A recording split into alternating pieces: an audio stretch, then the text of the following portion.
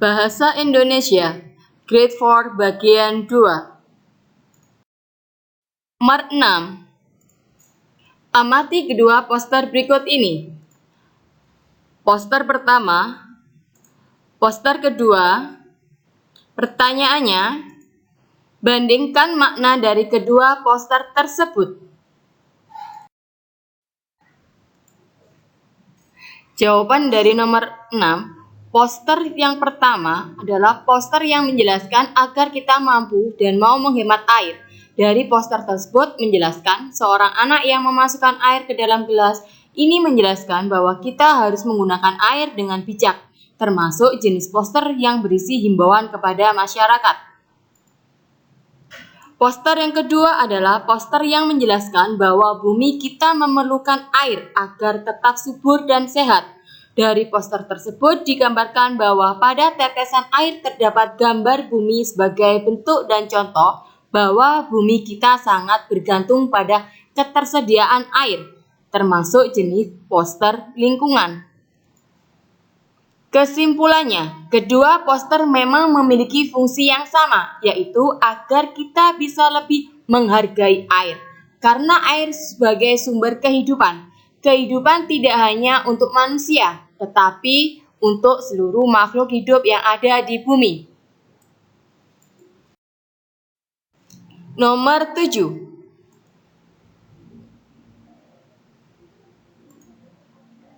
Bacalah kedua puisi berikut ini. Puisi yang pertama. Hatiku sedih sekali ketika ibu menyerahkan rapot kepadaku. Aku dinyatakan tidak naik ke kelas 5.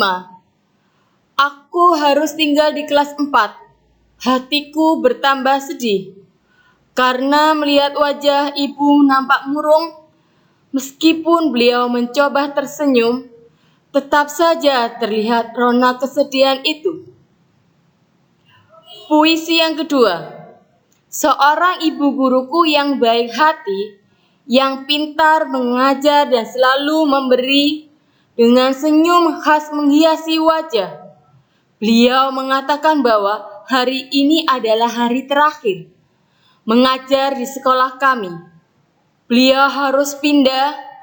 Tak terasa air mata kami menetes, mengenang segala kebaikan ibu guru yang baik hati. Rasanya sedih sekali, karena biasanya beliau yang selalu memberi semangat. Pertanyaan, bandingkan makna dari kedua puisi tersebut. Jawaban dari pertanyaan tersebut yang A. A adalah contoh puisi yang bertemakan kesedihan. Kesedihan tersebut dikarenakan siswa yang dijelaskan pada puisi tersebut tidak naik kelas. Hal tersebut menyebabkan orang tuanya kecewa, karena selama di kelas 4, siswa tersebut tidak mau belajar dengan baik, sehingga di akhir semester ini dia tidak naik kelas. Orang tuanya mungkin pasrah dengan keadaan tersebut dan berusaha untuk sabar, meski di hatinya bersedih. Puisi yang B adalah contoh puisi yang bertemakan kesedihan juga. Kesedihan tersebut menjelaskan seorang siswa yang bersedih karena kehilangan seorang guru yang akan berpindah kerja di kota lain. Siswa tersebut telah kehilangan sosok guru yang memiliki kebaikan dan selalu memberi semangat. Kesedihan tersebut berlanjut saat guru berpamitan di hari terakhir ia bekerja. Siswa tersebut merasa tidak akan lagi bertemu dengan guru tersebut. Kesimpulannya, kedua puisi tersebut termasuk puisi yang bertemakan kesedihan, akan tetapi kesedihannya memiliki alasan yang berbeda. Nomor 8. Buatlah 2 bait pantun nasihat yang bertujuan agar kita tidak membenci orang lain atau tidak mengharapkan imbalan atas kebaikan kita. Contoh jawaban pantun tersebut. Tanam ubi di halaman rumah, bunga melati daunnya merah. Jangan benci, jangan marah, karena benci jadi masalah. Yang kedua, kalau keladi sudah ditanam, jangan lagi meminta talas. Kalau budi sudah ditanam, jangan lagi meminta balas. Nomor 9. Terdapat seorang ibu yang kehilangan anak bernama Febri berusia 10 tahun yang hilang di pasar. Buatlah contoh pengumuman tidak resmi untuk masyarakat tentang berita kehilangan dari pernyataan tersebut. Jawabannya, pengumuman orang hilang. Dicari anak hilang bernama Febri, terakhir berada di Pasar Wonokromo, Surabaya, tanggal 25 Januari 2019. Keadaan terakhir sebelum hilang. 1. Menggunakan baju biru gambar Spider-Man. 2. Tinggi badan 120 cm. 3. Memiliki tahi lalat di pipi kiri. 4. Usia 12 tahun. Bagi yang menemukannya atau nampak seperti ciri-ciri di atas, tolong langsung diberitahukan keberadaannya. Terima kasih. Hubungi Ongki 082 312 33456. Dari pengumuman tersebut bisa ditambahkan ciri-ciri orang yang hilang tersebut. Jadi silahkan diberikan ciri-ciri orang hilang sebagai penambahan penjelasan.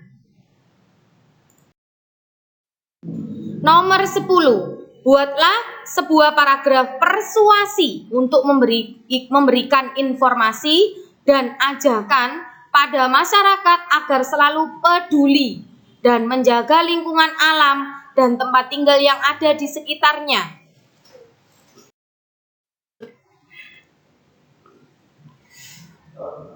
Berdasarkan pertanyaan nomor 10, paragraf persuasi. Di sini dari judul paragraf tersebut sudah ada kata-kata persuasif, yakni kata mari. Mari lestarikan alam kita.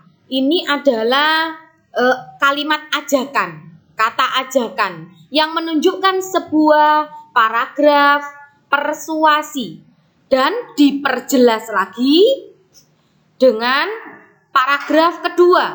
Ada kata marilah. Itu adalah kata persuasif yang menandakan bahwa paragraf tersebut adalah ciri dari paragraf persuasi.